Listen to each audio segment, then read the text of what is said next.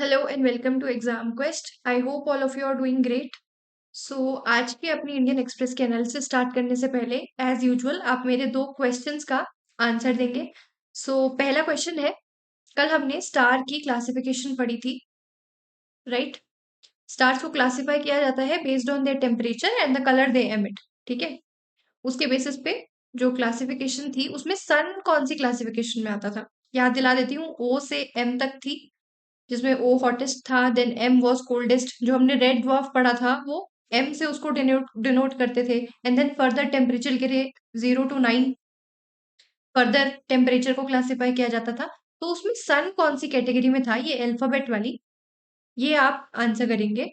और दूसरा क्वेश्चन है, उम, अच्छा, जो हमने क्रेडिट एजेंसीज पढ़ी थी उसमें आप किन्हीं दो डोमेस्टिक क्रेडिट एजेंसीज के नाम बताएंगे, ठीक है? क्रेडिट रेटिंग एजेंसीज दो, एनी टू, ठीक है? ये आंसर आप कमेंट सेक्शन में देंगे और साथ ही में आप बिल्कुल याद से सेशन को लाइक करेंगे अगर सेशन आपको अच्छा लगता है तो, और अपना फीडबैक भी कमेंट सेक्शन में देना, बट लाइक प्लीज कर देना सेशन को। और जो एक क्वेश्चन आप सभी का था कि मेंस मैराथन का, तो me and Anish sir we both are planning, जैसे ही कुछ फाइनलाइज हो जाएगा हम आपको इन्फॉर्म कर देंगे। एंड डोंट वरी, देखो मैंने आपको उस दिन भी बताया था कि सितंबर, अक्टूबर, नवंबर, दिसंबर, ये 4 महीने का विंडो अभी आपके पास है जिसमें आप डेडिकेटेडली मेंस की तैयारी कर सकते हैं। उसके बाद भी जो फर्स्ट टाइमर्स हैं उनको थोड़ा प्री की ओर शिफ्ट करना पड़ेगा। अदरवाइज अगर आपने पहले प्री दिया है तो आप फरवरी तक भी मेंस की तैयारी कर सकते हैं। तो जो फर्स्ट टाइमर्स हैं जिनको लग रहा है कि कब आएगा ये शेड्यूल, तो हम आपको इन्फॉर्म कर देंगे। तब तक आप अपने ऑप्शनल की तैयारी करो और जो बाकी सब्जेक्ट्स है वो करो, जो जैसे कुछ फाइनलाइज होगा हम बता देंगे, ठीक है? अपनी आज का सेशन स्टार्ट करते हैं। पहला है अबाउट समुद्रयान। समुद्रयान में एक्चुअली डेवलपमेंट ये थी कि दो एक्वानॉट्स अटलांटिक ओशन में एक फ्रेंच वेसल में गए थे, ठीक है?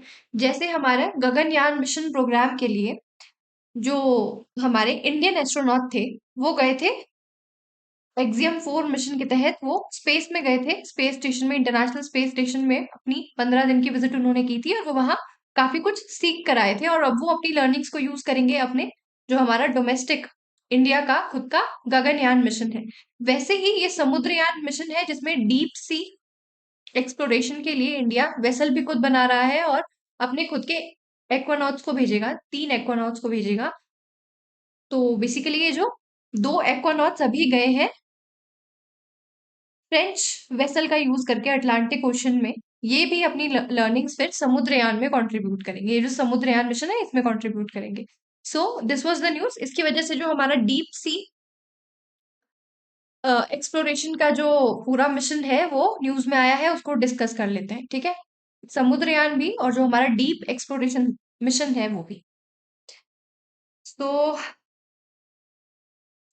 Earlier this month 2 Indian एक्वानॉट्स travelled into Atlantic ocean, ये हमने देख लिया। फ्रेंच वेसल का यूज उन्होंने किया था और वो कितना डीप गए थे, 5000 और 4000 डीप, मीटर डीप, इतना डीप वो पानी में गए थे। अभी जो हमारा समुद्रयान मिशन है उसमें 6000 मीटर डीप जाएंगे और ये पर्टिकुलर मत्स्य 6000 इस पर्टिकुलर वेसल का नाम है जो यहाँ पे शो भी किया है। मत्स्य इसका नाम थोड़ा माइथिकल नाम है, जो लॉर्ड विष्णु है उनका एक मत्स्य अवतार है, उसी के ऊपर ये नाम रखा गया है। और संस्कृत में मत्स्य मतलब मछली, तो वहीं से इसका नाम डिराइव किया गया है। एंड दिस इज मत्स्य 6000 जिसको एनआईओटी ने डेवलप किया है, एनआईओटी चेन्नई ने। और ये पर्टिकुलर वेसल जो हमारा समुद्रयान मिशन है उसमें 6000 मीटर डीप पानी में जाएगा, ठीक है? सो this is a project, Samudrayaan project. This is a project under deep ocean mission. हमारा डीप ओशन मिशन है जो मिनिस्ट्री ऑफ अर्थ साइंसेस के अंडर आता है। उसके अंदर एक कंपोनेंट ये है कि इसमें समुद्रयान प्रोजेक्ट आता है, ठीक है? ब्रॉडर मिशन का नाम है डीप ओशन मिशन।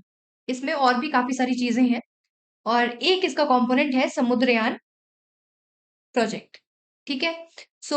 ये 3 ह्यूमंस को, 3 एक्वानॉट्स को एक शिप में इस वेसल में 6000 मीटर डीप भेजेगा बाय 2027 डीप सी एक्सप्लोरेशन के लिए। अभी इससे पहले भी हम डीप सी एक्सप्लोरेशन करते हैं, बट वो मैन मिशन नहीं होते, उसमें कोई क्रू नहीं जाता। ठीक है। इम्प्लीमेंटिंग एजेंसी इसकी है एनआईओटी। ये वेसल भी एक्चुअली इन्होंने ही बनाया है। ये इसकी कॉस्ट है। देन इसके की गोल्स क्या है? एक तो हम टेक्नोलॉजी डेवलप करेंगे डीप सी माइनिंग के लिए, अंडर वाटर व्हीकल हम बना रहे हैं, और साथ में इससे हम बायोडाइवर्सिटी भी एक्सप्लोर कर पाएंगे। हम जो भी रिसोर्सेज हैं उसको लोकेट कर पाएंगे और उनको एक्सप्लोर करने का काम भी कर पाएंगे। We know that deep sea में क्या होता है, पॉलीमेटालिक नोड्यूल्स। पॉलीमेटालिक नोड्यूल्स इनके कंपोनेंट्स होते हैं, you must have read about it, maybe manganese होता है, कॉपर होता है, और इस तरह के रेयर अर्थ मिनरल्स इसमें होते हैं, cobalt, nickel. So polymetallic nodules को एक्सप्लोर करने का काम भी ये पर्टिकुलर मिशन करेगा, and it will support our global needs like undersea communication cables, fresh water extraction, क्योंकि वाटर क्राइसिस बहुत ज्यादा है, तो जो कोस्टल स्टेट्स है उनमें तो एटलीस्ट ओशन वाटर यूज किया जा सकता है, but since it is very saline, तो उसको कैसे पीने लायक बनाया जा सकता है या यूज करने लायक कैसे बनाया जाता है, वो टेक्नोलॉजीज हार्नेस कर पाएंगे।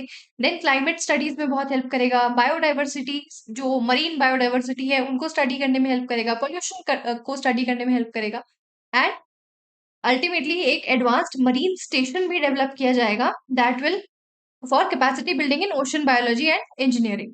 सो this is all about deep ocean mission. ये सब चीजें डीप ओशन मिशन के अंडर आती है, जिसमें मिनरल्स भी एक्सप्लोर करने हैं, एक मत्स्य 6000 सबमर्सिबल वेसल बनाना है, साथ में क्लाइमेट चेंज पे काम करना है, और एक एडवांस्ड मरीन स्टेशन बनाना है। तो जो मैं बता रही थी कि ये एक ब्रॉडर मिशन है, डीप ओशन मिशन, जिसके एम्बिट में ये आता था। तो ये बाकी गोल्स इसके ये हैं, एक है मत्स्य 6000, और बाकी ये है डेवलप टेक्नोलॉजी, एक्सप्लोर रिसोर्सेज, जो communication cables, fresh water extraction, climate studies, और एडवांस मरीन स्टेशन। ठीक है। Now let's talk about our Samudrayaan project, या फिर जो हमारा मत्स्य 6000 सबमर्सिबल है, इसमें क्या है। तो टॉकिंग अबाउट इट्स डिजाइन, तो ये स्पेरिकल शेप का है, और टाइटेनियम एलॉय जो कि 80 मिलीमीटर थिक होगा, और उसका डायमीटर होगा 2.1। इंपॉर्टेंट, इस तरह की जो स्पेसिफिकेशंस होती है वो भी कभी कभी यूपीएससी प्रीलिम्स में स्टेटमेंट फॉर्म में पूछ लेता है। अच्छा, इससे पहले एक डमी सॉर्ट ऑफ किया जाएगा, जैसे जैसे गगनयान मिशन है ना, वो डीप स्पेस एक्सप्लोरेशन के लिए है, तो उसमें पहले अनमैन मिशन किए जा रहे हैं, कंडक्ट किए जा रहे हैं, ताकि जो हमारा क्रू मॉडल होगा उसमें, फॉर एग्जाम्पल, उसकी कैपेबिलिटीज चेक करने के लिए। वैसे ही सिमिलरली यहाँ पे भी पहले 300 मीटर डीप भेजा जाएगा एक वेसल को, जो कि स्टील का बना होगा। ठीक है। सिर्फ चेक करने के लिए कि हमारी कैपेबिलिटीज कितनी है, बट स्टील इतना ड्यूरेबल नहीं होता कि वो 6000 मीटर डीप में प्रेशर कितना ज्यादा होगा, यू कैन इमेजिन। तो उसी प्रेशर को ताकि सह जाए हमारा जो मटेरियल होगा जिससे हम अपना वेसल बनाएंगे, तो उसके लिए हम बनाएंगे, इस पर्टिकुलर वेसल को बनाया जाएगा टाइटेनियम अलॉय से। ठीक है। इसको प्रोक्योर करने में भी एक्चुअली काफी ज्यादा प्रॉब्लम आई थी, क्योंकि titanium, you must be knowing, is a rare earth metal. तो अब, और इस पर्टिकुलर आर्टिकल में ये लिखा था कि 80 मिलीमीटर थिक, मतलब 80 मिलीमीटर थिक, अगर इससे पॉइंट्स में भी कुछ कम या कम हो जाए तो फिर इसके कोलैप्स होने का खतरा बहुत ज्यादा होगा। ठीक है। सो इसमें प्रिसीजन बहुत ज्यादा जरूरत थी, और साथ में टाइटेनियम टाइटेनियम प्रोक्योर करने में भी प्रॉब्लम आ रही थी। Let's talk about titanium. Side में इंफॉर्मेशन बता देती हूँ। Actually you must be knowing titanium is a rare earth metal, but सभी कंट्रीज ऑलमोस्ट टाइटेनियम देने से हमें मना ही कर रही थी। हमारे इंडिया में भी है टाइटेनियम के रिजर्व्स, बट उसकी एक्सप्लोरेशन पे काम इतना ज्यादा नहीं होता। हमारी कोस्ट में जो सैंड बीचेस हमारे पास है, वहां पे टाइटेनियम है। अगर हम स्टेट वाइज बात करें तो केरला में सबसे ज्यादा है, बट अदरवाइज हमारी जो ईस्टर्न कोस्ट है वहां पे थोड़ी इसकी जो कंसंट्रेशन है वो है टाइटेनियम की, बट इतना ज्यादा एक्सप्लोरेशन पे अभी काम नहीं होता है। जब हमने कुछ टाइम पहले रेयर अर्थ मेटल्स पढ़े थे, या रेयर अर्थ मिनरल्स के बारे में हमने पढ़ा था, तो मैंने आपको बताया था कि रेयर अर्थ का मतलब ये नहीं है कि वो रेयर है, उनकी कंसंट्रेशन है, बट वो क्योंकि इतनी स्कैटर्ड है तो उनको एक्सप्लोर कर पाना एक तो फाइनेंशियली वायबल नहीं रहता, और उसके लिए टेक्नोलॉजी थोड़ी चाहिए होती है। तो वो टेक्नोलॉजी वाले सेक्टर में अभी हम काम नहीं कर पा रहे हैं, जिसके कारण हम अपना जो डोमेस्टिक रिजर्व्स हमारे पास है टाइटेनियम के, उनको इतने अच्छे से हार्नेस नहीं कर पा रहे। तो हम मेनली इंपोर्ट करते हैं। इंपोर्ट में भी कौन सी कंट्रीज है जहां पे इसके रिजर्व बहुत ज्यादा है? तो एक तो चाइना है, ऑस्ट्रेलिया है, और चाइना, ऑस्ट्रेलिया, देन मोजाम्बिक और कनाडा। ये कुछ कंट्रीज हैं जो टाइटेनियम में लीड करती हैं, टाइटेनियम रिजर्व्स में। इंडिया में भी हमारी जो कोस्ट है, स्पेशली ईस्टर्न कोस्ट, वहां पे ये पाया जाता है, सैंड बीचेस में, कोस्टल बीचेस में। और ये टाइटेनियम और किस चीज के लिए यूज करता है? हम जो इतना इंपोर्ट करते हैं, हम किस लिए यूज करते हैं? पेंट्स में डलता है ये, देन कॉस्मेटिक्स में इसका यूज होता है, और फार्मास्यूटिकल्स में भी यूज होता है। एक्चुअली कुछ प्रोस्थेटिक्स बनाने में भी इसका यूज होता है, जैसे बोन को मिमिक करने के लिए जो प्रोस्थेटिक्स बनाए जाते हैं, उनमें भी टाइटेनियम का यूज होता है। ठीक है, सो फार्मास्यूटिकल इंडस्ट्री में भी इसका यूज है। कॉस्मेटिक्स, पेंट्स, फार्मास्यूटिकल, इस सब के लिए, इन सब डिमांड्स के लिए हम इंपोर्ट बेसिकली करते हैं। और इंपोर्ट कहाँ से करते हैं? चाइना पे हमारी अच्छी खासी डिपेंडेंस है, ऑस्ट्रेलिया, मोजाम्बिक, कनाडा, यहाँ पे रिजर्व्स है। बाकी और कुछ कंट्रीज भी हैं, जैसे साउथ अफ्रीका है, यूएसए, यहाँ पे भी टाइटेनियम के रिजर्व्स हैं। ऑल राइट, सो ये टाइटेनियम का बना हुआ है, ये पर्टिकुलर समुद्रयान, सॉरी मत्स्य 6000, ये जो वेसल है जो बन रहा है समुद्रयान प्रोजेक्ट के तहत। ठीक है, सो इसकी डेप्थ कैपेबिलिटी है 6000 मीटर, 600 टाइम्स एटमॉस्फेरिक प्रेशर वहां लगेगा, इसीलिए जो उसका मटेरियल है उसका स्ट्रांग होना बहुत जरूरी है। That is why titanium is being used. अच्छा, एक सेकेंड, ये देखो, let's talk about its vessel development के। जब हम वेसल की बात करें तो वेसल डेवलपमेंट के बारे में थोड़ा डिस्कस करते हैं। Is it visible? हाँ जी। So talking about its vessel development, देखो, टाइटेनियम अलॉय का यूज किया जाएगा, which is going to be 80 millimetre thickness में होगा। और कौन सी टेक्नोलॉजी का यूज किया जा रहा है इसके लिए? सो टेक्नोलॉजी जो हम यूज कर रहे हैं, that is electron beam welding. ठीक है, this is also important. Electron beam welding का यूज इसमें हो रहा है। क्या किया जाएगा? एक concentrated beam of electron material पे, मटेरियल कौन सा है हमारा? टाइटेनियम। इलेक्ट्रॉन की बीम टाइटेनियम पे डाली जाएगी, और इसी बीम से इसकी कटिंग भी होगी, एंड अल्टीमेटली ये मेल्ट भी होगा और आपस में ज्वाइन भी होगा। तो this is the technology that is being used to develop this vessel, electron beam welding. Focused beam आएगी हाई वेलोसिटी इलेक्ट्रॉन्स की, जिससे मेल्ट और ज्वाइन होंगे ये जो मटेरियल है टाइटेनियम अलॉय का। ठीक है, इस वेसल को बनाने में जो इसरो है वो इनकी हेल्प कर रहा है, इस पर्टिकुलर मिशन में हेल्प कर रहा है इसरो भी। ठीक है, अह,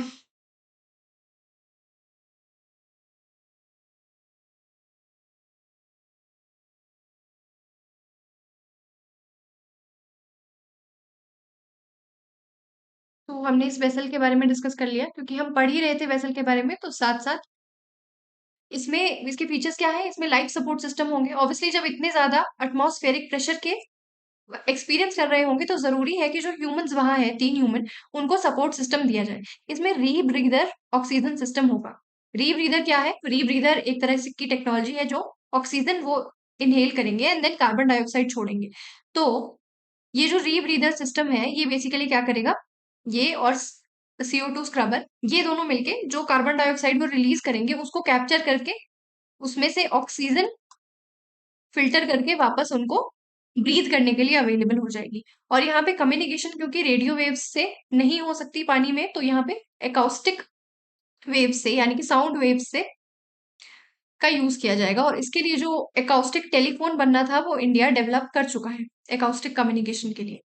ठीक है, सो चैलेंजेस क्या थे वेसल डेवलपमेंट में? There is a need to ensure structural strength. देखो, जो टाइटैनिक शिप था, और जो टाइटैनिक शिप को देखने के लिए कुछ टाइम पहले आई थिंक न्यूज आई थी, कुछ टाइम पहले टाइटैनिक शिप जो डूब गया था, उसको देखने के लिए एक और शिप गया था टूरिज्म के लिए, और वो भी डूब गया।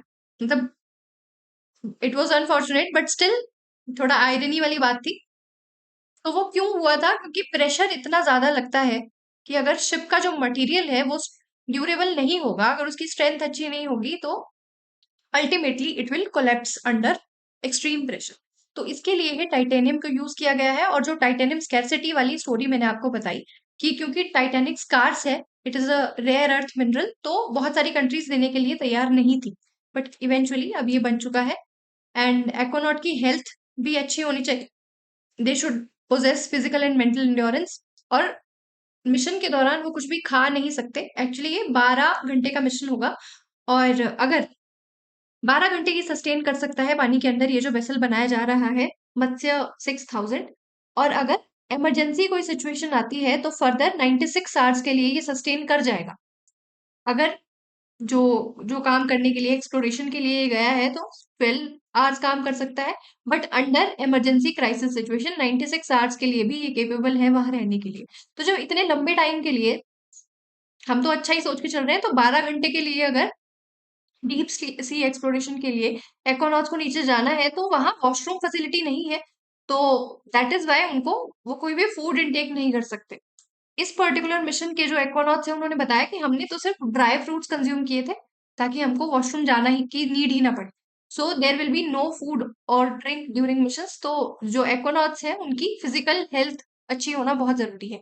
Then talking about acoustic communication, radio waves वहां इनइफेक्टिव है। That is why there is a reliance on sound based communication, जो हम डेवलप कर चुके हैं। देन एनवायरमेंट हॉस्टिलिटी, वहां कोल्ड, डार्क और हाई प्रेशर इकोसिस्टम होगा, इसी के लिए लाइट सपोर्ट इंश्योर करना जरूरी है अपने एक्वानॉट्स के लिए।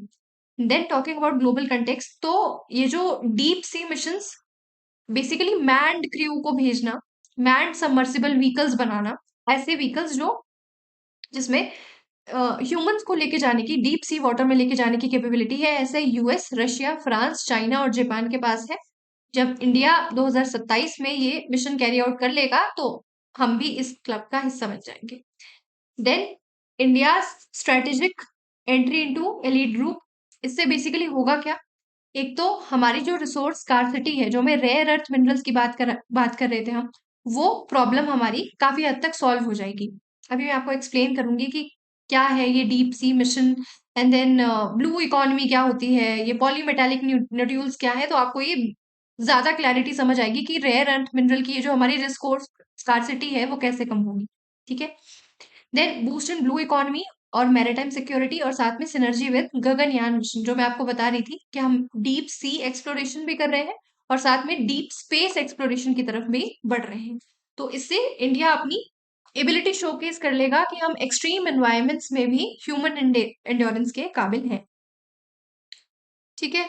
सो एक्स्ट्रा कंटेक्स्ट ये है, बट इसको समझने के लिए आपको थोड़ी सी एक्स्ट्रा नॉलेज चाहिए। जैसे यहाँ पे लिखा है कि हमारी जो ब्लू इकोनॉमी पॉलिसी है इंडिया की 2021 का ड्राफ्ट, उसको हार्नेस करने में हेल्प करेगा। नाउ ब्लू इकोनॉमी क्या होती है? जब हम, मैंने कहा आपको पढ़ाया था ब्लू नेवी, अभी 2-3 दिन पहले ही हमने ब्लू नेवी पढ़ा है। मुझे याद नहीं आ रहा कौन सा आर्टिकल था जिसमें हम ब्लू नेवी और ब्राउन नेवी हमने पढ़ा। अच्छा, जब हम अपना वो कमीशन पढ़ रहे थे आईएनएस उदयगिरी और आईएनएस हिमगिरी का, तो हमने देखा था कि हमारी ब्लू नेवी स्ट्रेंथ को शोकेस कर रहा है। तो ब्लू इकोनॉमी क्या होता है? ब्लू इकोनॉमी भी वैसा ही है, डीप सी में जो रिसोर्सेज मिलते हैं और जो उसके इकोनॉमिक बेनिफिट्स हैं, उसको कहते हैं ब्लू इकोनॉमी। जो डीप सी रिसोर्सेज हमारी इकोनॉमी को फ्यूल करते हैं, उनको कहेंगे ब्लू इकोनॉमी। ब्लू इकोनॉमी का मतलब है sustainable use of ocean resources for economic growth, improved livelihood, jobs and ocean ecosystem health. Blue economy में कौन सी एक्टिविटीज आती है? फिशरीज सबसे पहले तो, कि जो फिशेस, जो फिशरमैन होते हैं वो फिशेस जो हार्नेस करते हैं डीप सी से, वो इसमें आता है, जो हमारी ग्लोबल जीडीपी में कंट्रीब्यूट करता है। देन मैरीटाइम ट्रांसपोर्ट, हम डीप सी का यूज करते हैं ट्रांसपोर्ट के लिए, कार्गोस का आवाजाही के लिए, बेसिकली ट्रांसपोर्टिंग के लिए। Then renewable energy, tidal energy sea के पास होती है, डीप सी में टाइडल एनर्जी को हार्नेस किया जा सकता है for energy needs, energy security के लिए। सो this is what blue economy is. But इसके साथ साथ वेस्ट मैनेजमेंट जरूरी है, because this is sustainable use of ocean resources. तो इसके लिए वेस्ट मैनेजमेंट लिटर और जो ओशन में लिटर प्लास्टिक वेस्ट होता है उसकी मैनेजमेंट, देन क्लाइमेट चेंज को कॉम्बैट करने के लिए, और साथ में टूरिज्म। टूरिज्म भी हार्नेस किया जा सकता है, जैसे अम, जो स्कूबा डाइविंग वगैरह होती है, या वैसे भी बीच में हम लोग जाते हैं, तो ये जो ब्लू इकोनॉमी है ये basically tourism, then climate change, sustainable use में climate change, waste management, economic में fishery, renewable energy, and then maritime transport. तो ये सब किस में आता है? ब्लू इकोनॉमी में। तो इस पर्टिकुलर मिशन से, ये जो हमारा डीप ओशन मिशन है, ये किसको फैसिलिटेट करेगा? हमारी जो ब्लू इकोनॉमिक पॉलिसी है। Now let's talk about deep ocean missions में इनमें बेसिकली होता क्या है, ठीक है। सो डीप सी माइनिंग की जाती है through underwater vehicles and underwater robotics. ये देखो, दिस इज अ व्हीकल, और ये है, these are the vehicles that are used for mining, mining करने के लिए। ये हमने देख लिया कि जो समुद्र है वहां पे बहुत ज्यादा रिसोर्सेज हैं, स्कार्स रिसोर्सेज यहाँ पे प्रेजेंट है, उनको हार्नेस करने के लिए हम डीप ओशन मिशन शुरू कर रहे हैं। अब वहां पे क्या मिलता है? Polymetallic nodule. Now polymetallic nodule क्या होते हैं? ये बेसिकली ऐसे बॉल शेप्ड स्ट्रक्चर्स होते हैं। अब इनमें बहुत सारे रेयर अर्थ मिनरल्स मिलते हैं, जैसे मैंगनीज की कंसंट्रेशन सबसे ज्यादा है, देन निकल, कॉपर, कोबाल्ट। और ये सारे के सारे जो रेयर अर्थ मिनरल्स है, यू नो कि ये किसमें यूज होता है? सेमीकंडक्टर्स। और फिर अल्टीमेटली अगर हम जैसे हमारा ये जो डीप ओशन मिशन है, अगर ये सक्सेसफुल होगा, जब भी ये सक्सेसफुल होगा फॉर्चुनेटली, तो हम लोग कॉपर, निकल, कोबाल्ट, इस तरह के जो मिनरल्स है जिन पे हमारी डिपेंडेंस बाहर के कंट्रीज पे रहती है, मेनली चाइना। चाइना हमको ये जो रेयर अर्थ मिनरल्स हैं ये देने से मना कर देता है। हमारा ऑटोमोबाइल सेक्टर सफर करता है इसकी वजह से। तो अपेरेंटली क्या होगा? हमारा जो सेमीकंडक्टर मिशन है उसको पुश मिलेगा, साथ में हमारी जो स्ट्रेटेजिक ऑटोनॉमी हमको मिल जाएगी, हमारा जो इम्पोर्ट है, इम्पोर्ट बर्डन कम होगा, हमारा फॉरेक्स रिजर्व फिर खत्म नहीं होगा, हमारा फॉरेक्स रिजर्व सिक्योर रहेगा, हमको इम्पोर्ट पे खर्चा नहीं करना पड़ेगा। देखो, we have a long coastline, हमारा एक्सक्लूसिव इकोनॉमिक जोन भी काफी अच्छा खासा है। तो ये जो ओशियन में रिसोर्सेज है, इनको अगर हम प्रॉपरली हार्नेस कर पाए, यूज कर पाए, तो अल्टीमेटली हमको ये सब फायदा होगा। और इन सब चीजों से क्या ब्रॉडर गोल क्या है? Make in India. तो होपफुली आपको क्लियर हुआ। ये कंसंट्रेशन याद रखना, ये इंपॉर्टेंट है पॉलीमेटालिक निड्यूल्स में, मैंगनीज, निकल, copper, cobalt. Deep sea mining की हम बात कर रहे थे, इसमें अंडर वाटर व्हीकल्स और अंडर वाटर रोबोटिक्स का यूज किया जाता है। जहां पे भी आपके एक्सक्लूसिव राइट्स होंगे, वहां पे आपको पॉलीमेटालिक नोड्यूल्स मिलेंगे। अच्छा, एक तो माइनिंग हुई ये वाली जो हम, ये जो सी फ्लोर है, ओशन फ्लोर है, वहां कर रहे हैं। एक है जो डीप सी, ओशन फ्लोर के नीचे जो माइनिंग की जाती है, ठीक है। ओशन फ्लोर के नीचे माइनिंग करने के लिए आपको किसकी नॉड चाहिए? एक तो देखो, यूएनसीएलओएस अनक्लॉज है, जो बेसिकली ये एक्सक्लूसिव इकोनॉमिक जोन, इससे रिलेटेड रूल्स को गवर्न करती है। जिससे हमें पता है कि जो 200 नॉटिकल माइल का एरिया है, वहां तक हमारा एक्सक्लूसिव इकोनॉमिक जोन है, और यहाँ पे जो भी रिसोर्सेज हैं वो हमारे हैं, ओशन रिसोर्सेज भी हमारे हैं, बी इट, ठीक है। बट डीप ओशन भी है, नॉट डीप ओशन, सॉरी, जो ओशन फ्लोर है उसके नीचे डीप सी प्लेन, जहां पे ये पॉलीमेटालिक नोड्यूल्स मिलते हैं, जिसके लिए हम प्रॉपर ये अपना डीप ओशन मिशन कर रहे हैं। इसके लिए एक इंटरनेशनल सी अथॉरिटी होती है, इंटरनेशनल सीबेड अथॉरिटी, जिसका नॉड चाहिए, इंटरनेशनल सीबेड अथॉरिटी, वो फिर आपको नॉड देगी कि आप ये डीप सी माइनिंग कर सकते हैं। और फिर आपको अल्टीमेटली ये पॉलीमेटालिक नोड्यूल्स मिलते हैं, जो कि अभी जो फोर्थ इंडस्ट्रियल रेवोल्यूशन का टाइम है उसको फ्यूल करेंगे, आप अपना सेमीकंडक्टर मिशन चला पाएंगे, and then ultimately make in India की तरफ जाएंगे, क्योंकि आपकी जो डिपेंडेंस है बाकी कंट्रीज पे वो कम हो जाएगी। और अल्टीमेटली एनर्जी ट्रांजिशन भी किया जा सकता है, क्योंकि ये जो कोबाल्ट और ये सब इलेक्ट्रिक व्हीकल्स में भी यूज होता है। तो क्लाइमेट चेंज के लिए भी ये सारे जो मिशन है वो ऐसे हेल्प करेगा। साथ में हम मरीन बायोडाइवर्सिटी को भी देख पाएंगे, चेक में रख पाएंगे। So this was all about it. I hope आपको क्लियर हुआ ये जो भी हम डिस्कस कर रहे थे। टाइटेनियम वाले कंट्रीज याद रखना, देन ब्लू इकोनॉमी क्या होती है, and then very important polymetallic nodules, international seabed authority जो नोट देती है कि आप माइनिंग कर लीजिए।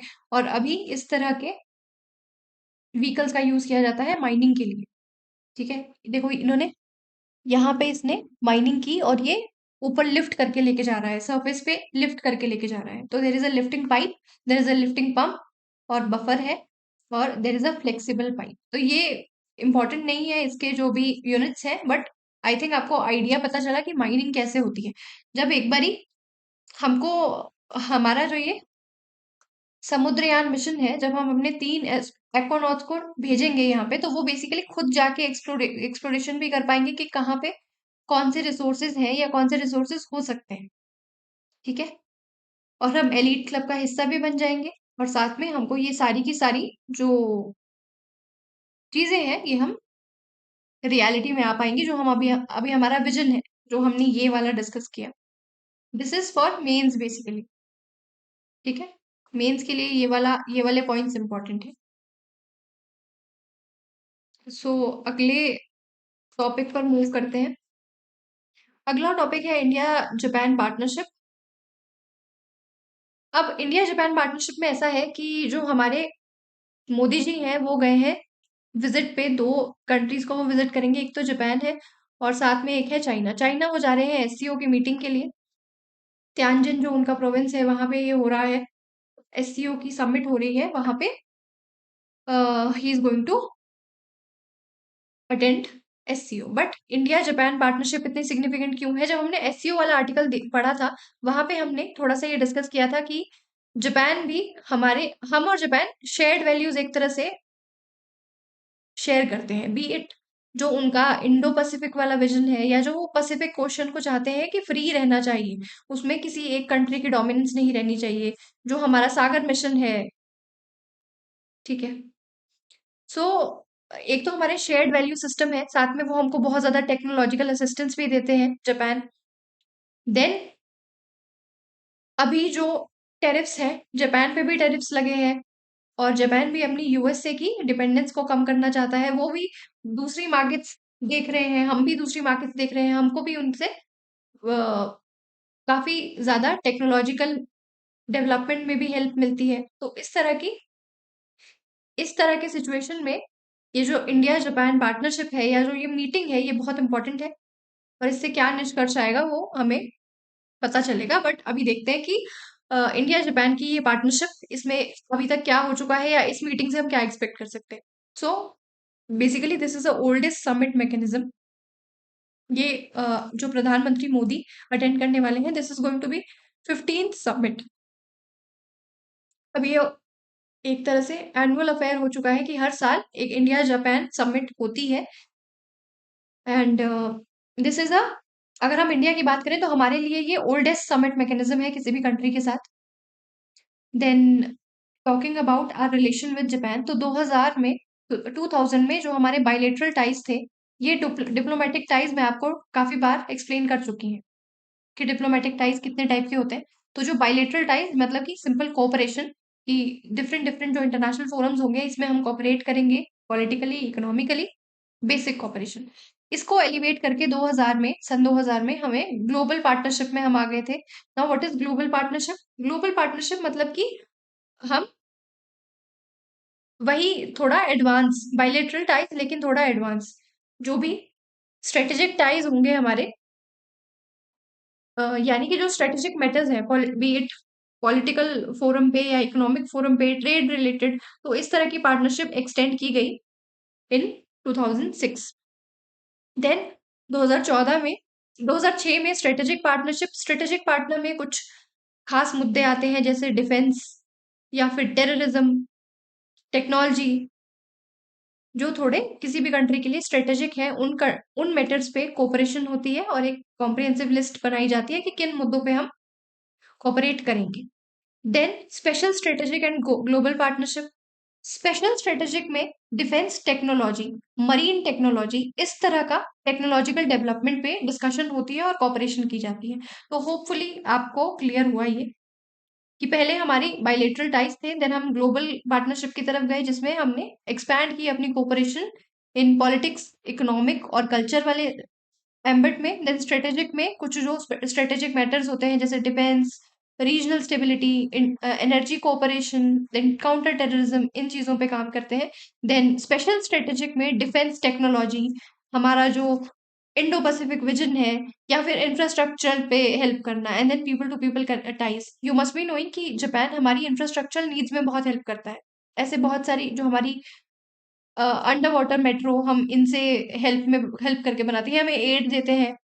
सो ये जो सारा का सारा आता है, ये किस में आता है? Special strategic and global partnership में। ग्लोबल पार्टनरशिप जैसे हमारी इंडो पैसिफिक की partnership.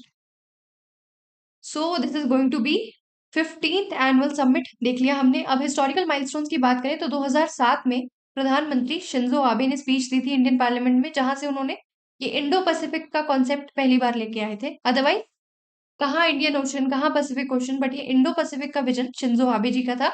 And confluence of two seas इनके पार्लियामेंट स्पीच का टाइटल था।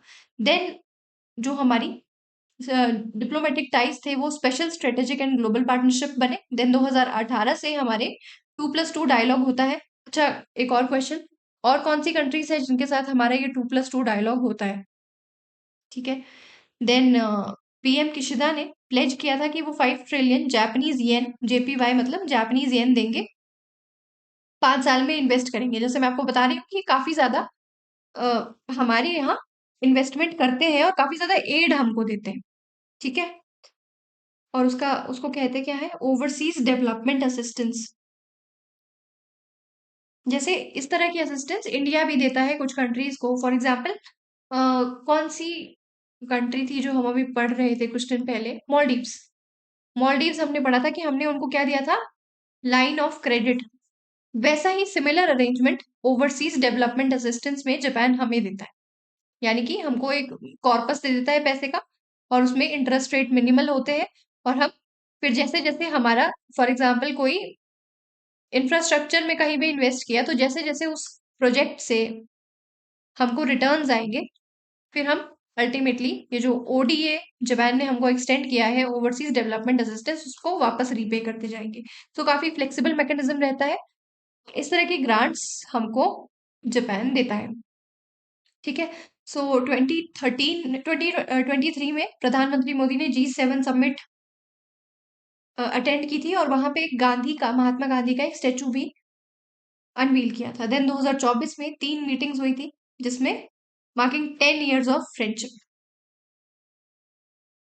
Now key pillars of cooperation between India and Japan. So हम डिफेंस सेक्टर में, डिफेंस एंड सिक्योरिटी में बहुत ज्यादा कोऑपरेट करते हैं, जिससे 2008 से joint declaration of security cooperation, और maritime security, freedom of navigation, Indo Pacific stability. जो मैं आपको बता रही थी कि हमारा जो विजन है वो काफी ज्यादा सिमिलर है। हम भी मैरीटाइम सिक्योरिटी की बात करते हैं इंडियन ओशन में। सिमिलरली इनका free and open Indo Pacific vision है, जैसे हमारा सागर विजन है। ठीक है। वैसा ही सिमिलर आइडियाज पे इनका ये FOIP है, free and open Indo Pacific vision, जो मेनली आप इसको चाइना वाला एंगल भी ला सकते हैं कि काउंटरिंग चाइना वाला एंगल इसमें है।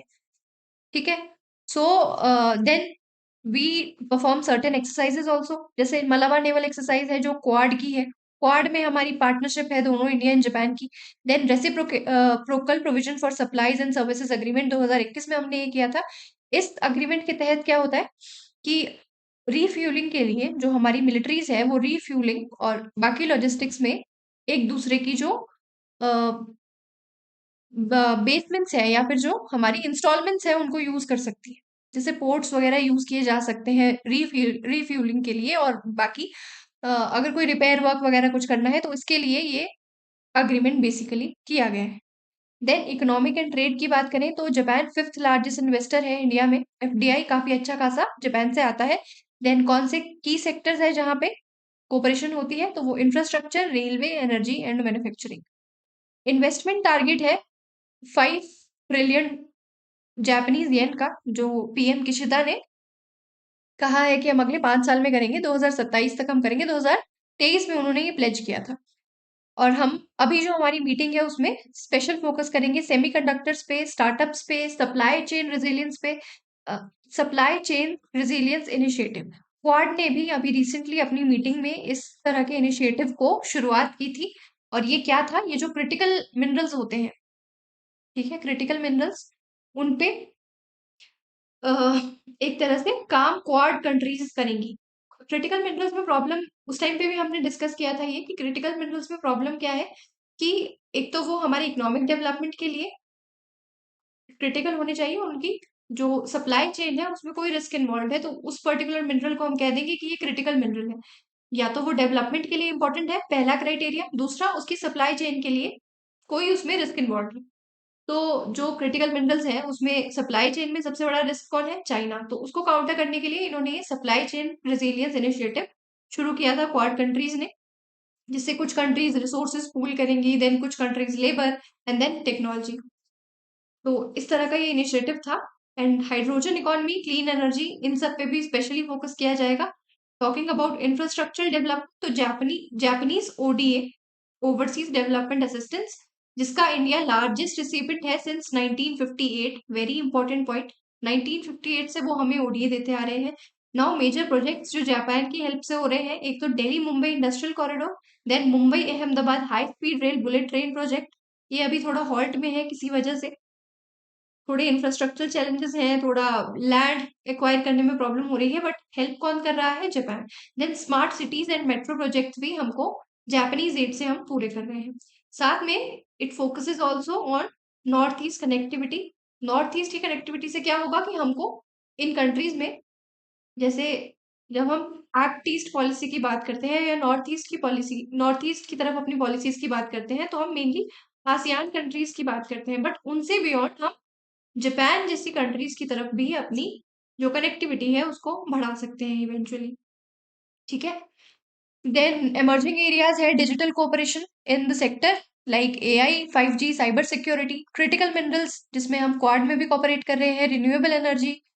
और हम काफी ज्यादा स्टील इनसे इंपोर्ट करते हैं। स्टील, क्योंकि गुड क्वालिटी स्टील हमारे यहाँ नहीं होता तो हम जापान से वो ड्यूरेबल वाला स्टील इंपोर्ट करते हैं। देन रिन्यूएबल एनर्जी में कोऑपरेट करने के चांसेस हैं। देन हाइड्रोजन एनर्जी पार्टनरशिप्स, क्योंकि जापान टेक्नोलॉजी में बहुत अच्छा है तो वो टेक्नोलॉजी हमको दे देते हैं, हमारे साथ शेयर कर देते हैं, इसलिए हमारी अच्छी खासी पार्टनरशिप उनसे है।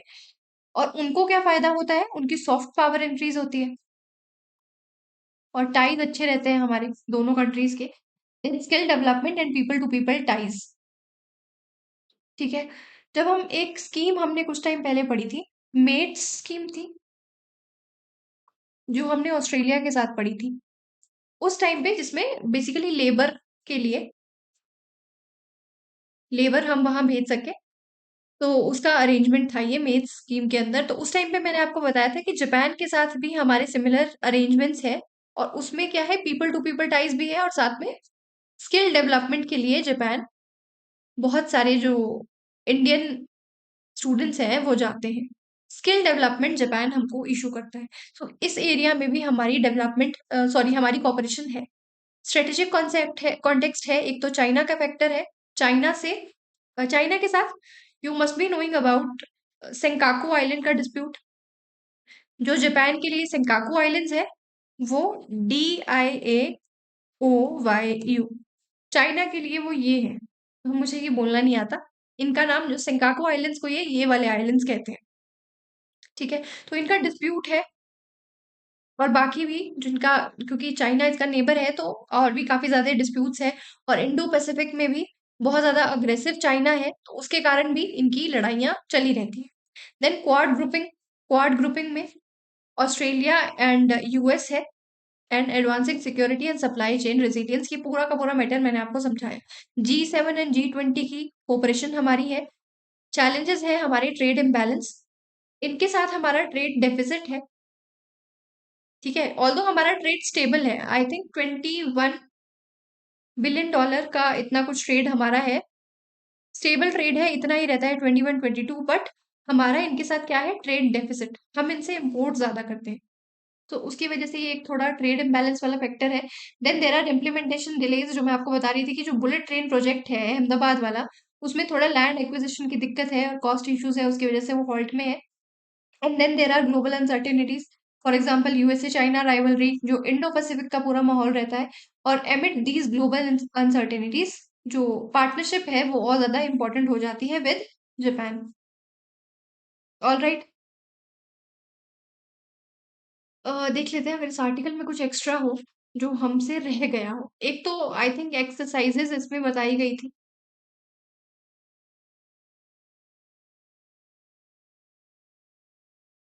एक्सरसाइजेस कुछ इसमें बताई गई थी। आ, हाँ दिख तो रहा है। देखो, एक्सरसाइजेस मलाबार एक्सरसाइज हमने देख लिया। एक धर्मा गार्जियन है, Dharma guardian, Dharma guardian is also with Japan की आर्मी के साथ है। जिमेक्स है, बाइलेटरल है, नेवल एक्सरसाइज है। मिलान एक मल्टीलेटरल नेवल एक्सरसाइज है जो हम इनके साथ करते हैं। धर्मा गार्जियन याद रखना, ये इंपॉर्टेंट है, जो हम जापान के साथ करते हैं, आर्मी के साथ।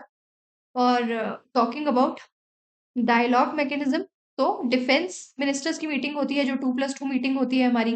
2+2 मीटिंग में हमारे डिफेंस मिनिस्टर और फॉरेन मिनिस्टर और उनके काउंटर पार्ट्स वहां से। और ट्रेड एंड इन्वेस्टमेंट की बात करें तो हमारा बायलेटरल ट्रेड ऑलमोस्ट 22.8 बिलियन है, और इस साल भी 21 बिलियन ऑलमोस्ट है। तो मैं जैसा आपको बता रही थी कि काफी हद तक स्टेबल है, इतना ही ट्रेड हमारा रहता है, स्टेबल है, बट ट्रेड डेफिसिट हमारा है, तो दैट इज अ प्रॉब्लम। और जापान से हमें एफडीआई भी काफी आता है। फिफ्थ लार्जेस्ट सोर्स है जापान इंडिया में एफडीआई का। और और कुछ था इसमें जो मुझे बताना था। हाँ, ये है डिफेंस एंड सिक्योरिटी में हम क्या क्या काम कर रहे हैं। हमारे कुछ की अग्रीमेंट्स है जो हमने डिस्कस करे। एक तो joint declaration on security cooperation, जिसमें हम एक दूसरे से एक्सरसाइजेस, मिलिट्री एक्सरसाइजेस करते हैं, और एक दूसरे का तरीका बेसिकली ग्रास्प करने की कोशिश करते हैं, एक दूसरे की जो भी मिलिट्री टैक्टिक्स है वो सीखने की कोशिश करते हैं। और इंफॉर्मेशन प्रोटेक्शन अग्रीमेंट है, जिसमें क्रिटिकल इंफॉर्मेशन आपस में दोनों कंट्रीज शेयर कर सकती है। इंटेलिजेंस शेयरिंग अग्रीमेंट ये एक तरह से है इंफॉर्मेशन प्रोटेक्शन अग्रीमेंट। ठीक है, साथ ही में देर इज ये reciprocal provision of supplies and services, जिसमें हम एक दूसरे की जो मिलिट्री इंस्टॉलेशंस है वहां पे सर्विसेज ले सकते हैं, रिफ्यूलिंग की, रिपेयर की, इस तरह की। Then this unicorn naval mast, ये डेवलप किया गया है, को डेवलपमेंट की गई है यूनिकॉर्न नेवल मास्ट की। Now what is this unicorn naval mast, ये मुझे आपको बताना था। ये मुझे लग रहा था कि रह गया है, बाकी तो ऑलमोस्ट हमने सब कुछ कर लिया। ठीक है, सो यूनिकॉर्न नेवल मास्ट क्या होता है? You must have seen ships. Ships में ऐसे टावर्स और एंटीना लगे होते हैं जो बेसिकली रेडार का काम करते हैं।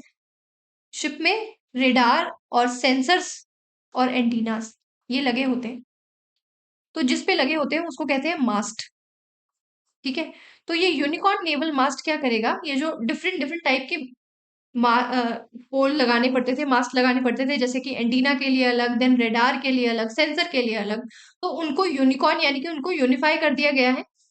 और ये को डेवलपमेंट में हुआ है जापान और इंडिया की 2024 में, अभी रिसेंटली ही ये डेवलप किया गया है, को डेवलप किया गया है।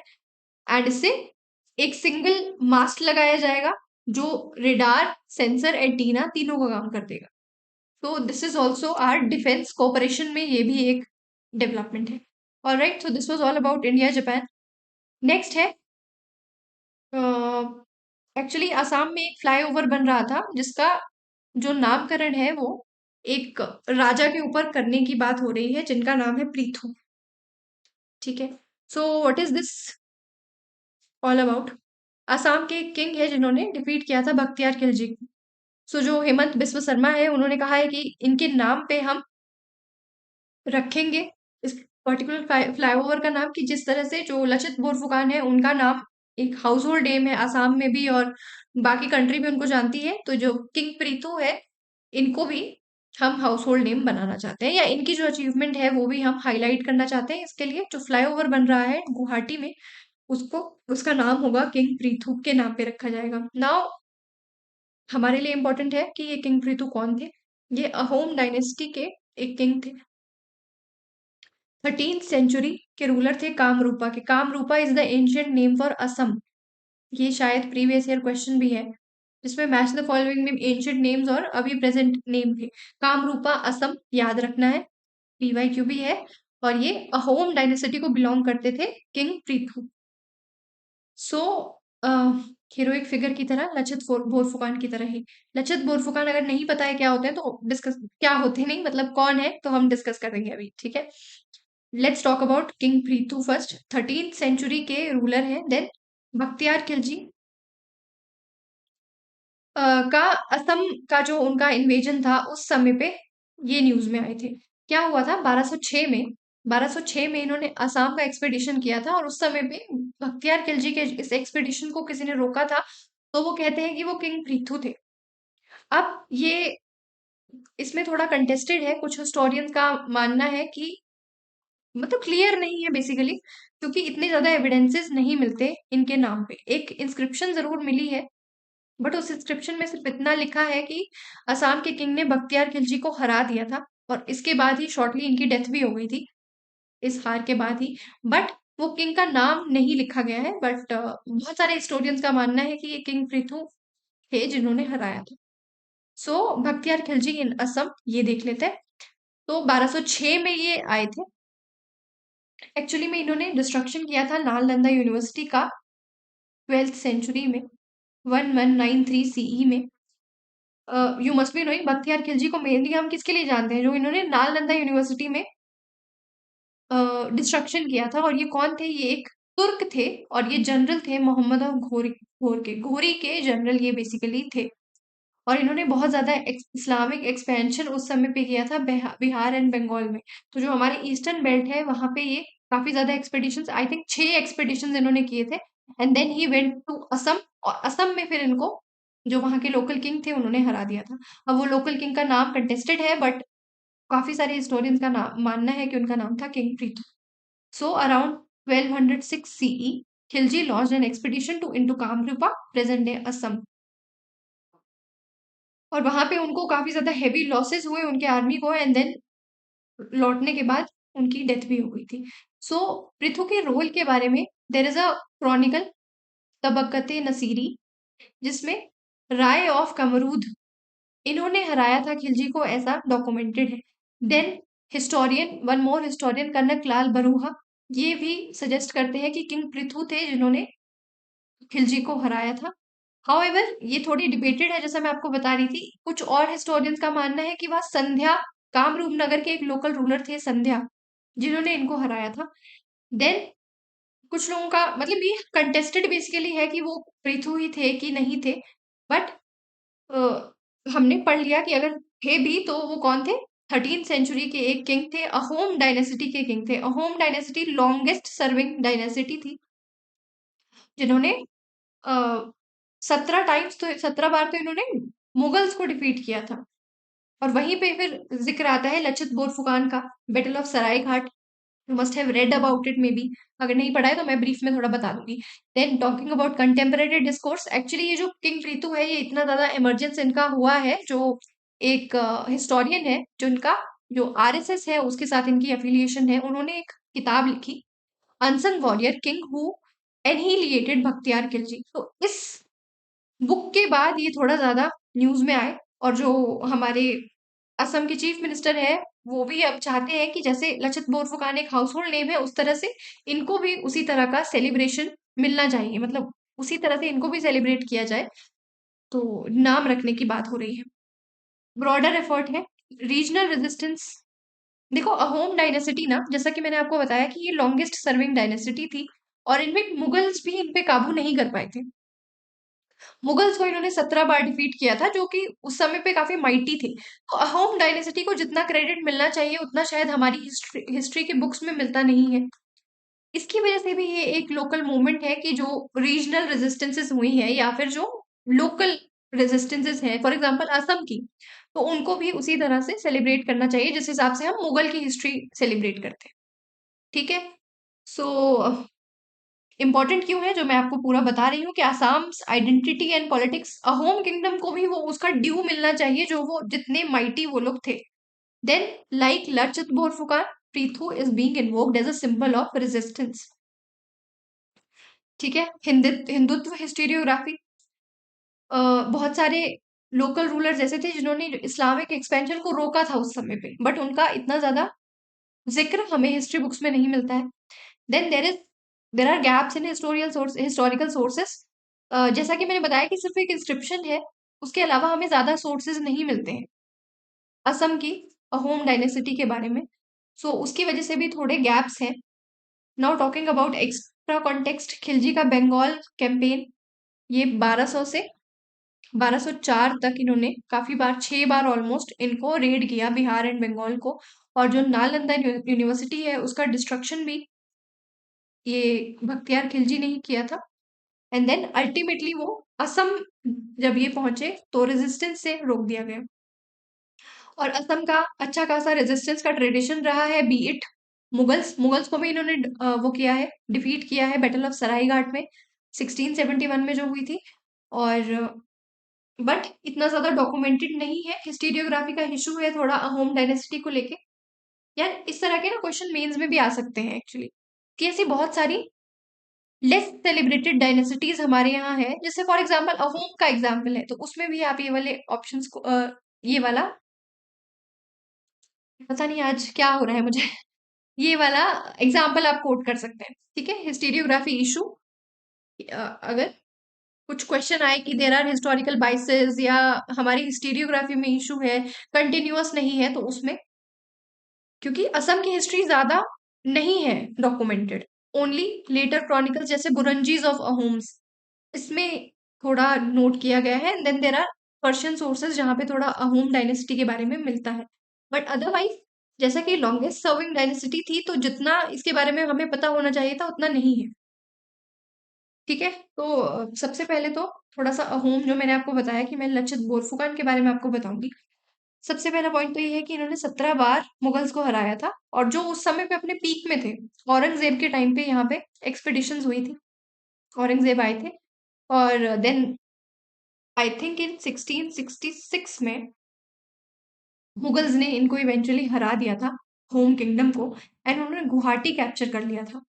But then came into rise Lachit Borphukan, जो एक मिलिट्री कमांडर थे। इन्होंने अल्टीमेटली गुवाहाटी को वापस लिया एंड मुगल्स को डिफीट किया। फिर उसके बाद फिर से मुगल्स वापस आए, और इन्होंने, इनके बारे में एक स्टोरी है कि जब इन्होंने ये पहला एक्सपेडिशन ये जीते, उसके बाद इन्होंने सेलिब्रेट नहीं किया। इनको पता था कि जो औरंगजेब है वो वापस आएंगे या जो मुगल्स है वो वापस आएंगे, तो उनके लिए वो प्लान्स बनाते रहे। और अल्टीमेटली मुगल्स के पास आर्मी बहुत बड़ी थी, बट उनके प्रॉब्लम क्या थी कि वो गोरिल्ला वॉरफेयर में इतने अच्छे नहीं थे, या फिर वो प्लेन्स में लड़ सकते थे। सेंट्रल इंडिया में मेनली प्लेन्स है, तो वहां पे तो देवर वेल ऑफ कि हम लड़ लेंगे। बट इन्होंने क्या किया कि इन ब्रह्मपुत्रा प्लेन्स से हटके ये इनको लेके गए फॉरेस्ट या फिर रिवर साइड पे। और जो बेचारे मुगल थे, इनकी नेवी हमेशा से कमजोर रही है, तो इनको अपना नेवी का यूज उस समय पे करना पड़ा रिवर में जाने के लिए। तो ultimately they again got defeated.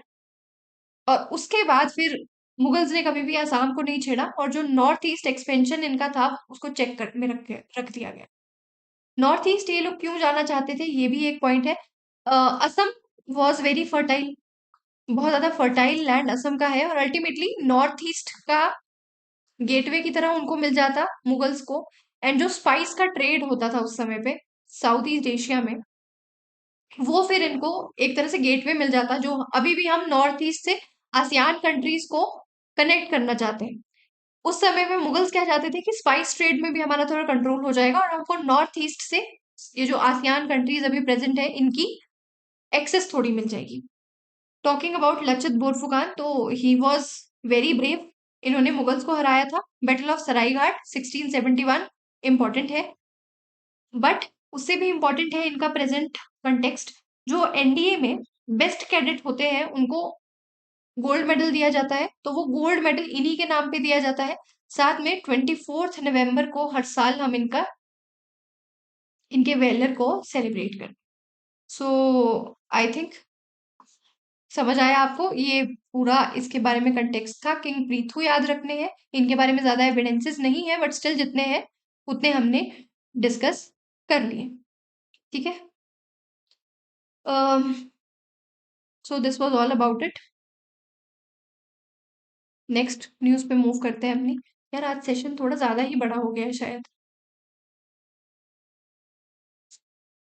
So Florida की पाइथन प्रॉब्लम, लास्ट आर्टिकल है ये। फ्लोरिडा में there is a Python problem going on. अब क्या यहाँ पे क्या हो रहा है, ये एक इन्वेजिव एलियन स्पीशीज है पाइथन, जो बर्मीज पाइथन, जिसको पहले पेट के रूप में लेके आया गया था, और उस टाइम पे ट्रेडिंग होती थी। पेट ट्रेडिंग बहुत ज्यादा चलन में थी 1990s से 2000 तक के टाइम पीरियड पे। एंड देन इवेंचुअली कुछ जो पाइथन्स थे वो एस्केप कर गए। एंड देन ये जो पेट ट्रेड है या जो पेट अपने पास रखना, ये भी थोड़ा आउट ऑफ फैशन चला गया। पाइथन्स इतने पेट बनाने लायक नहीं होते मेरे ख्याल से तो। बट उस टाइम पे शायद ट्रेंड रहा होगा 2000 में, तो ये कुछ लोगों को वाइल्ड में कुछ एस्केप कर गए, एंड देन अल्टीमेटली कुछ को छोड़ दिया गया, अबैंडन कर दिया गया, जब ट्रेड ये पेट ट्रेड इतना अच्छा नहीं चल रहा था। तो अल्टीमेटली ये फ्लोरिडा में क्या बन गए, एक इन्वेजिव एलियन स्पीशीज, आईएएस बन गए ये लोग वहां पे।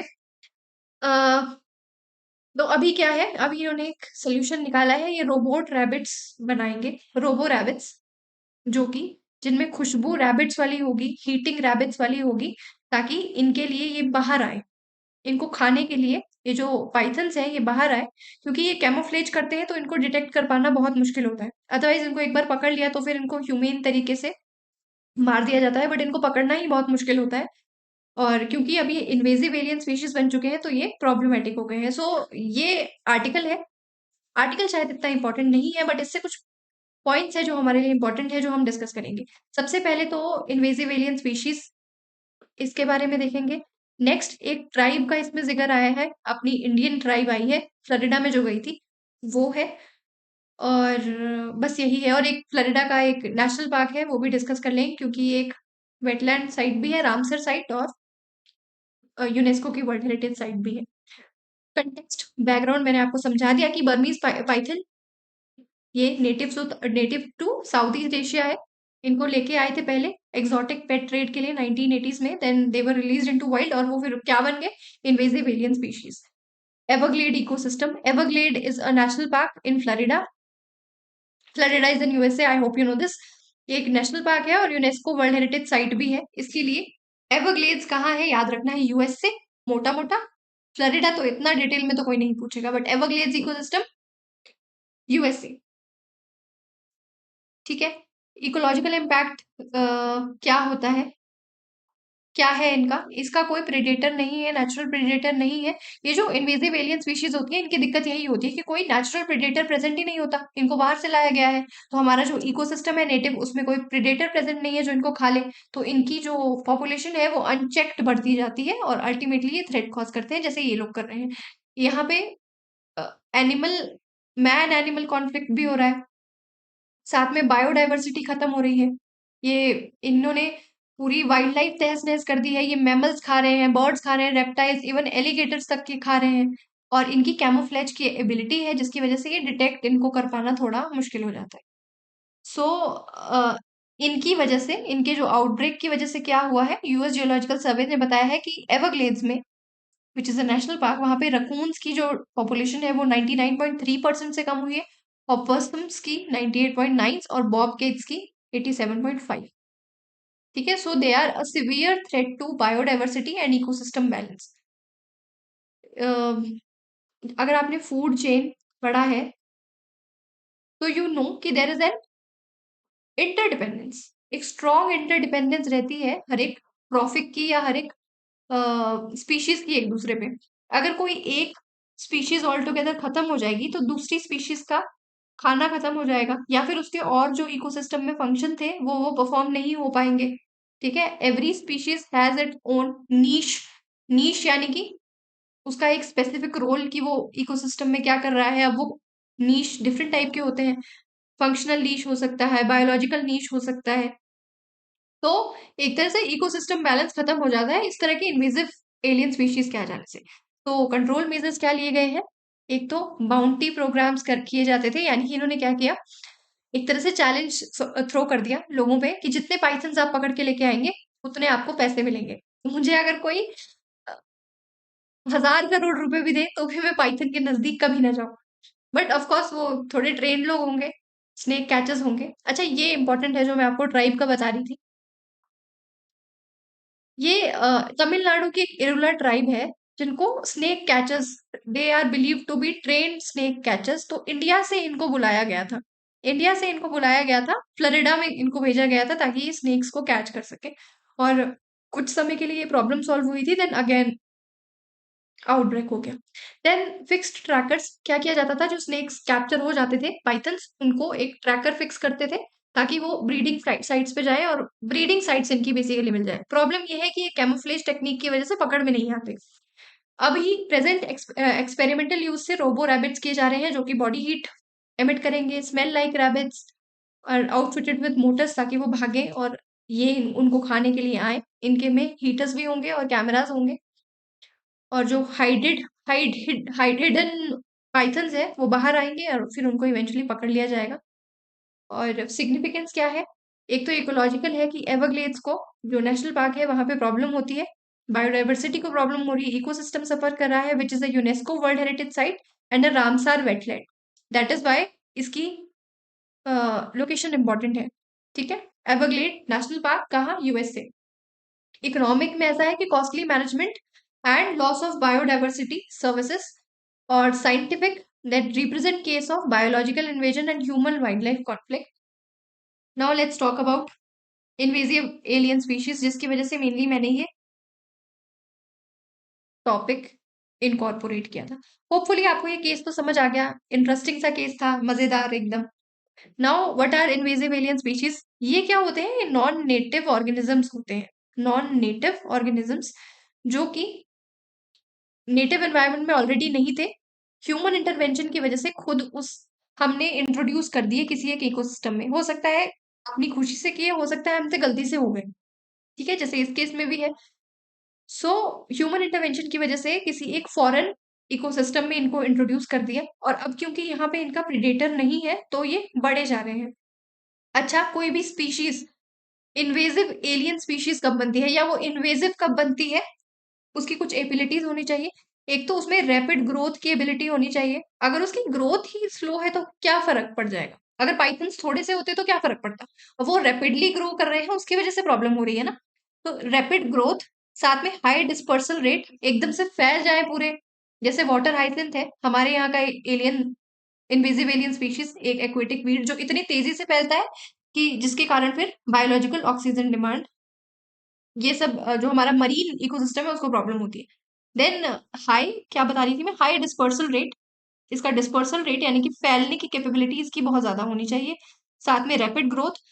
तीसरा, इसकी अडेप्टेबिलिटी होनी चाहिए नेटिव एनवायरनमेंट के लिए। और अब ना ये जो इन्वेजिव एलियन स्पीशीज है ये बहुत ज्यादा बढ़ गई है क्योंकि क्लाइमेट चेंज की वजह से, चेंज हो रहा है क्लाइमेट, तो जो नेटिव स्पीशीज है उनको प्रॉब्लम आ रही है रहने में, और ये जो बाहर की स्पीशीज है ये इजीली अडेप्ट हो जा रही है। ऑल राइट, देन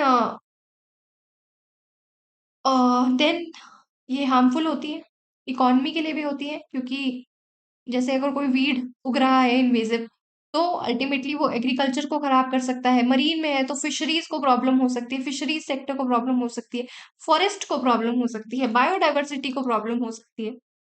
सो ये सारे हैं, और यहाँ पे एग्जाम्पल्स दिए गए हैं कुछ स्पीशीज के, इन्वेजिव एलियन स्पीशीज के। अगर आपको न्यूज़पेपर में कोई इन्वेजिव एलियन स्पीशीज दिखे, आपको क्या, मुझे ही दिखेंगे क्योंकि आप मेरे साथ ही तैयारी कर रहे हैं करंट अफेयर्स की एटलीस्ट, तो जो मुझे दिखेंगे मैं ऐड करती जाऊंगी, और ये जब आप नोट्स यहाँ पे बनाएंगे इनके साथ साथ आप उनको भी ऐड करते रहेंगे। ठीक है, और साथ में गूगल करना, एक दो एग्जाम्पल्स और मिलेंगे इंडिया के, उनको भी ऐड करना। ठीक है, now talking about international effort, तो ये सीबीडी, कन्वेंशनल और कन्वेंशन ऑन बायोडाइवर्सिटी, ये बात करता है, ये इन्वेजिव एलियन इश्यूज के, स्पीशीज के। एक्चुअली हो ये चुका है कि टाइम ज्यादा हो चुका है, मैं जल्दी करने के चक्कर में तेज तेज बोल रही हूँ और ज्यादा टाइम लग रहा है। हुँ, तो खत्म ही होने वाला है। Convention on biodiversity, CBD address करता है इस इशू को।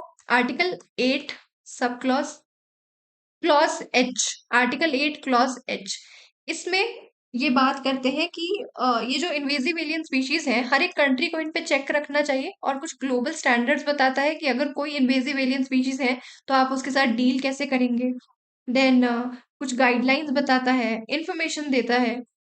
सो सीबीडी में भी इसका जिक्र है, ये याद रखना है। Convention on biodiversity article 8 clause H talks about invasive alien species. So this was all about today's articles. अब नेक्स्ट सेशन हमारा एडिटोरियल वाला होगा, बट ये सेशन खत्म है। होपफुली आपको क्लियर हुई होगी बातें। सेशन प्लीज लाइक कर देना, और कोई क्वेश्चन होगा तो पूछ लेना।